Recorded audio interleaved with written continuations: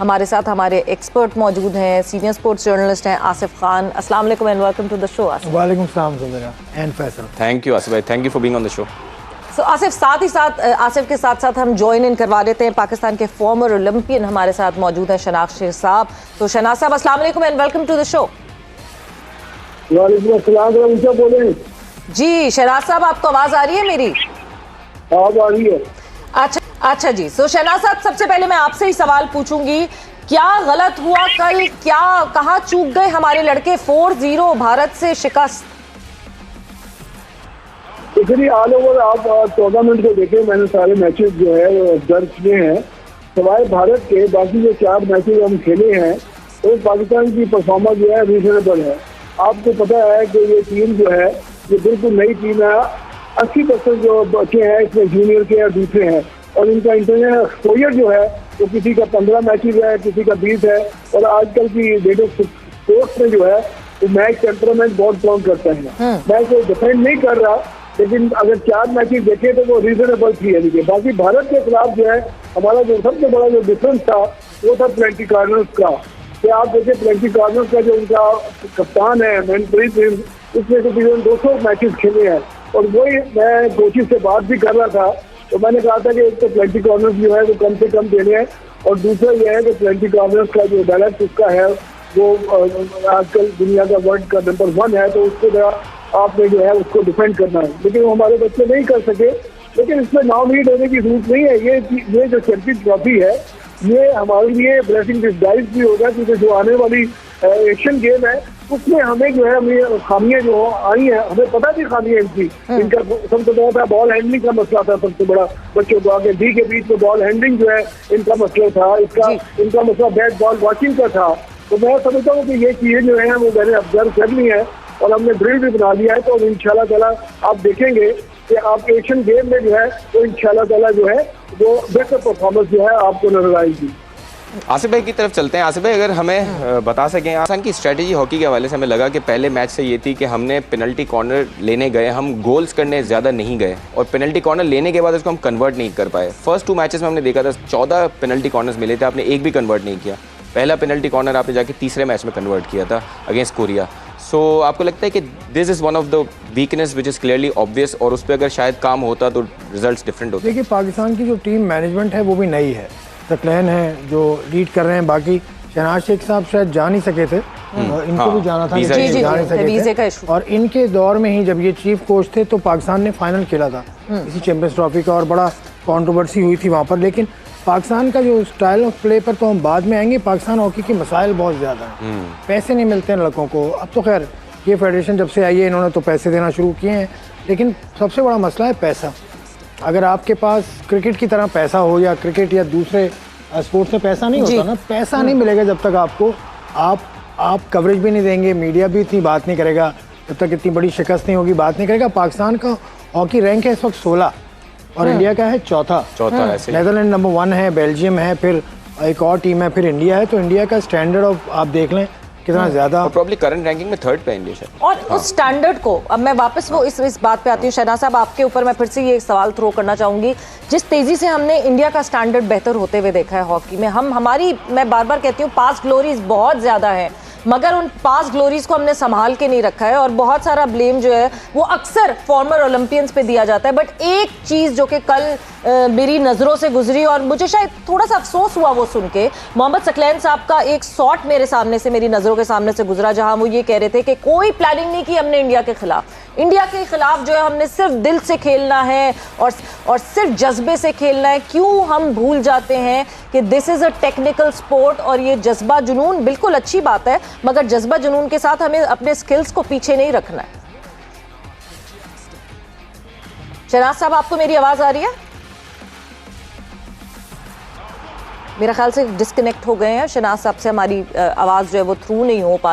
Asif, I come back to you. मतलब मुझे बड़ा डिसअपॉइंटमेंट हुई वो एक शॉट देख कर के। अगर एक कोच की मेंटालिटी ये है कि हमें कोई प्लानिंग करने की ज़रूरत नहीं है, हम उस जज्बे से खेलेंगे, हम उस जुनून से खेलेंगे। जज्बा जुनून है, मगर प्लानिंग बहुत ज़रूरी है। प्लानिंग ही ज़रूरी है। एग्जैक्टली। प्लानिंग आती है, आपकी स्ट्रेटजी आती है। Hockey is a very fast game. और पहले जब कता कलामी शहनाज साहब ने ज्वाइन इन कर लिया तो मैं जरा उनसे ये इसका फीडबैक ले लूं। शहनाज साहब, मैं अभी आपसे पूछना चाह रही थी कि मैंने मोहम्मद सकलैन साहब की जो है वो एक शॉट उनका सुना जहां पे वो ये कह रहे हैं कि नहीं जी कोई प्लानिंग नहीं करनी, हमें भारत के खिलाफ, हमें सिर्फ उस जज्बे से खेलना है, उस जुनून से खेलना है। सो प्लानिंग तो बहुत ज़रूरी होती है, ये जज्बा जुनून तो वो साथ ही आ जाता है, मगर हमें अपने स्किल्स को तो पीछे नहीं छोड़ना चाहिए। इसमें जज्बा अपनी जगह है, लेकिन स्ट्रेटेजी जो है ना वो एक टूर्नामेंट का जो है, एक मैच का जो है वो लास्ट में फिक्स है। Exactly. और हम इसको जो है अपनी जुबान में होश एंड जोश का कहते हैं, उसके जो होश और जोश से खेलना है आपने। पहले होश मीन तो स्ट्रेटेजी बनानी है, फिर उसमें जोश लाना है। बाकी मेरे प्लान के साथ इन टच रहा हूँ और मैंने उसके साथ डिस्कस किया है नीचे।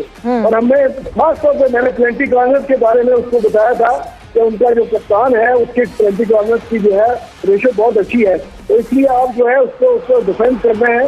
लेकिन बैड लक ये है कि गोलकीपर जो परफॉर्मेंस दे सका पिछले मैचेस में दी है वो इस टूर्नामेंट में, इस मैच में गोलकीपर ने जो है परफॉर्मेंस नहीं दी। आप देखें कि 3 गोल जो हुए हैं वो गोल होने वाले नहीं थे, बिल्कुल भी नहीं थे। शहनाज साहब, हम पेनल्टी कॉर्नर्स पिछले मैचेस में ये देखते रहे कि पाकिस्तान पेनल्टी कॉर्नर्स कन्वर्ट नहीं कर सका। फिर इस मैच में ये भी बहुत एविडेंट हो गया कि हम फील्ड गोल की तरफ भी नहीं चाह रहे थे। शायद हम भी इंतजार कर रहे थे कि किसी तरह हमें पेनल्टी कॉर्नर का चांस मिल जाए। आपको लगता है कि स्ट्रैटेजी में बहुत बड़ा लूप होल था? आप तो मुसलसल कॉन्टैक्ट में थे सकलैन साहब से। देखिए सबसे बड़ी चीज है कि हमें तकरीबन पूरे टूर्नामेंट में 22 पेनल्टी कॉर्नर्स मिले हैं, जिसमें से 22 में हमने 3 जो है वो पेनल्टी कॉर्नर्स जो है वो गोल किए, जो कि हमारा रेशियो जो हमने सेट किया था वो था 40%, लेकिन ये जो है 10% 50% हो जाए। और इसकी बड़ी वजह ये है कि जो पेनल्टी कॉर्नर मारने वाले हैं उनका मैच टेम्परामेंट जो है, जो इंटरनेशनल टूर्नामेंट है वो 15, 20, 25 जो है मैचेस है। अब सोहेल अब्बास को आप देखिए, हमारा लेजेंड था, तो शुरू में इतना ज्यादा नहीं था, लेकिन जैसे नंबर ऑफ मैचेस उसको बढ़ते गए हैं अल्हम्दुलिल्लाह वर्ल्ड का चैंपियन बन गया। इसी तरह इंडियन का जो कप्तान था हरदीप जो है, जिसने गोल किए हैं, उसका 200 के करीब जो है मैचेस हैं। तो ये मैच टेम्परामेंट जो है आजकल की हॉकी में और मॉडर्न स्पोर्ट्स में बहुत ज्यादा काउंट करता है। और जिसमें देखें कि सबसे बड़ी चीज है कि हमारा सबसे जो मसला जितना मैंने पहले भी कहा है कि हमारा बॉल हैंडलिंग का मसला है, चाहे वो डिफेंस हो चाहे अटैक हो, डी के बीच में। और ये आप नंबर ऑफ मैचेस और प्रैक्टिस करेंगे तो इंशाल्लाह तो इम्प्रूव होगा।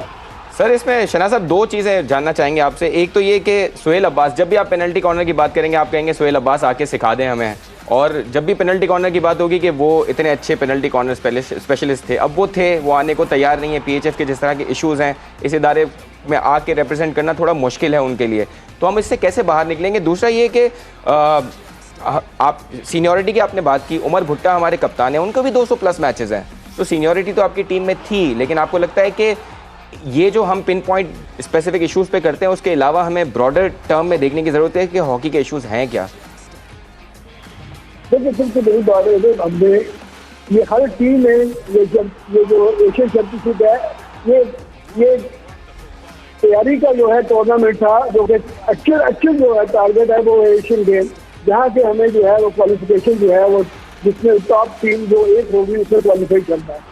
तो मैं समझता हूँ कि ये हर टीम के लिए बड़ा फायदेमंद होगा। अब हमारा कैंप लग रहा है 20 तारीख से इस्लामाबाद में, तो आप देखेंगे कि आप जो है हमारा जो 4 हफ्ते का वीक करता है, इसमें हम यही चीज़ों पर काम करेंगे। मैंने ड्रिल्स वाला बना लिया है, इसी पेनल्टी कॉर्नर्स को लेना, पेनल्टी कॉर्नर से देना, हम इसके ऊपर जो है वो ज़्यादा से ज़्यादा फोकस करेंगे। प्लस इनका बॉल हैंडलिंग का मसला है, डी करेंगे वो उसको करेंगे, बैट बॉल वॉचिंग का है वो उसको करेंगे। बाकी ये है कि इनका इंडिविजुअल जो है प्ले उसको कॉम्पैक्ट अटैक में लाएंगे, ताकि ये जो काउंटर अटैक करवाते हैं ये ना करवाए जाए। ये 4-5 चीजें हैं, इंशाल्लाह तो आप देखेंगे कि आइंदा आने वाले जो है टूर्नामेंट में आपको इम्प्रूवमेंट नजर आएगी। ठीक है शहनाज साहब, बहुत बहुत शुक्रिया आपका, एंड आई होप कि हमें ये तब्दीलियां नजर आए, एंड आई होप कि हमें वो नजर आए जो हमें इस वक्त लैकिंग नजर आई है। बट ये कि पाकिस्तान की ऑल ओवर परफॉर्मेंस देखी जाए, it was not that disappointing, but yes जिस तरह आखिरी मैच आपको ज्यादा आपकी मेमोरी में याद रहता है